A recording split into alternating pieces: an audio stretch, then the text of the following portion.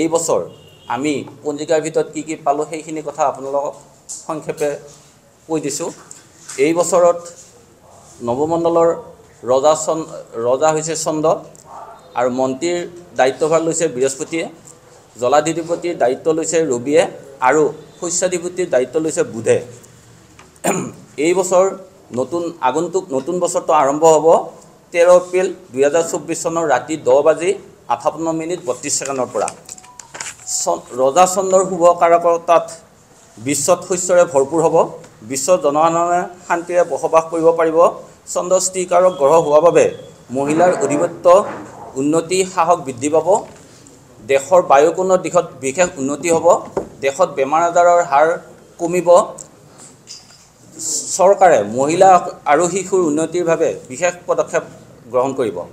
মন্ত্ৰী বৃহস্পতিৰ বাবে ধৰণী শস্যৰে ভৰপূৰ হ'ব, নানান শস্য উৎপাদন হোৱাৰ লগতে জনসাধাৰণ তথা জীৱকুলৰ ৰোগ ব্যাধিৰ পৰিমাণ হ্ৰাস পাব, বিশ্বত বিভিন্ন জাতি জনজাতিৰ মাজত সমন্বয় বাঢ়িব আৰু শান্তিৰে জীৱন নিৰ্বাহ কৰিব পাৰিব।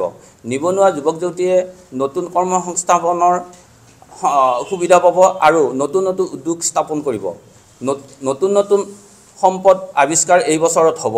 জনসাধাৰণে আৰামদায়ক আৰু শীত তাপ নিয়ন্ত্ৰিত যন্ত্ৰৰ ব্যৱহাৰ বৃদ্ধি পাব। জলাধিপতি ৰবিৰ প্ৰভাৱত বিশ্বৰ বৰষুণৰ পৰিমাণ কমিব, জীৱকুলৰ অশুভ প্ৰভাৱ পৰিব, দেশত অতিবৃষ্টি অনাবৃষ্টিৰ ফলত শস্য উৎপাদন ব্যাঘাত জন্মিব, প্ৰদূষণৰ মাত্ৰা বৃদ্ধি পাব, বায়ুমণ্ডলত কাৰ্বন ডাই অক্সাইডৰ মাত্ৰা বৃদ্ধি পাব, বিশ্বত গোলকীয় উষ্ণতাই ভাবুকিৰ সৃষ্টি কৰিব। ৰবিৰ অশুভ প্ৰভাৱত বিশ্বত বহুকেইখন ৰাষ্ট্ৰৰ অৰ্থনৈতিক অৱস্থা মন্দা অৱস্থালৈ আহিব। উত্তাপৰ মাত্ৰা এই বছৰ যথেষ্ট পৰিমাণে বৃদ্ধি পাব।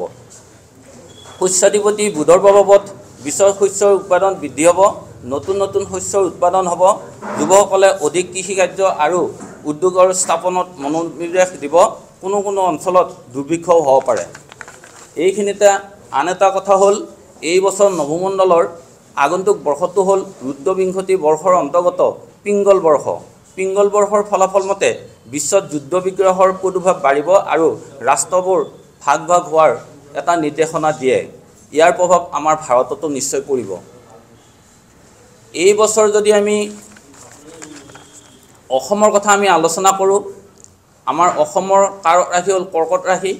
কৰ্কট ৰাশিৰ পৰা আমি বৰ্ষাৰম্ভ চক্ৰটো যদি আমি বিবেচনা কৰোঁ, তেন্তে আমি দেখিম যে তৃতীয়ত কেতু আছে।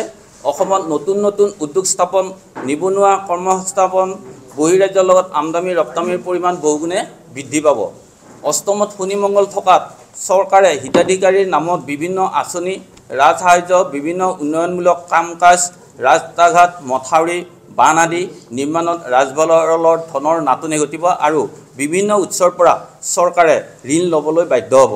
অষ্টমৰ মংগলৰ অশুভ প্ৰভাৱত ওচৰ চুবুৰীয়া ৰাজ্যসমূহৰ লগত সীমাবিবাদ ভাতৃঘাতী সংঘৰ্ষৰ বাবে চৰকাৰ দুশ্চিন্তাত পৰিব আৰু আলফা সমস্যা একেদৰে থাকিব।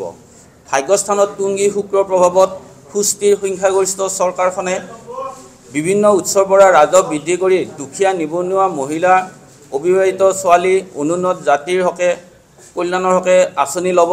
ৰাস্তা ঘাট, দলং, মথাউৰি, ফ্লাইঅভাৰ নিৰ্মাণ কৰি ৰাজ্যখনৰ উন্নতিৰ ধাৰা অব্যাহত ৰাখিব। কৰ্মস্থানত ৰবি তুংগী হোৱাত চৰকাৰখনে নিবনুৱা সমস্যা সমাধানৰ হকে প্ৰচেষ্টা হাতত ল'ব আৰু মন্ত্ৰীসভাৰ সঘনাই হোৱা বৈঠকে বিভিন্ন অঞ্চল, বিভিন্ন জাতি জনগোষ্ঠীৰ সমস্যাৰ ওপৰত চকু ৰাখিব পাৰিব আৰু সমাধানৰ দিশে আগবাঢ়িব। কৰ্মস্থানত বৃহস্পতি থকাত চৰকাৰখনে জনসাধাৰণৰ কল্যাণৰ হকে বিভিন্ন আঁচনি, বিভিন্ন উৎসৰ পৰা ৰাজহ সংগ্ৰহ কৰাৰ উপৰিও প্ৰজাৰ মংগলৰ হকে কাম কৰিব। অসমৰ মাননীয় মুখ্যমন্ত্ৰী ডক্টৰ হিমন্ত বিশ্ব শৰ্মাদেৱৰ চৰকাৰ গঠনৰ শপত গ্ৰহণ চক্ৰমতে যদি আমি বিবেচনা কৰোঁ, তেন্তে আমি পাওঁ যে লগ্নপতি ৰবি ভাগ্যস্থানত চন্দ্ৰযুক্ত হৈ থকাত চৰকাৰখনে দক্ষতাৰে নিজৰ কাৰ্যকাল পৰিচালনা কৰিব পাৰিব। তুংগী ৰবিৰ প্ৰভাৱত বিৰোধী দলসমূহ নিষ্ক্ৰিয় হৈ পৰিব।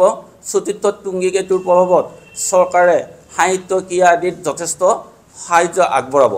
ষষ্ঠত শনি থকাত চৰকাৰখনে শত্ৰুজয়ী হ'ব। লগ্নৰ সপ্তমত গুৰু বৃহস্পতি থকাত চৰকাৰখনে আমদানি ৰপ্তানি ব্যৱহাৰৰ জৰিয়তে ৰাজ্যখনৰ আৰ্থিক দিশ উন্নত হ'ব।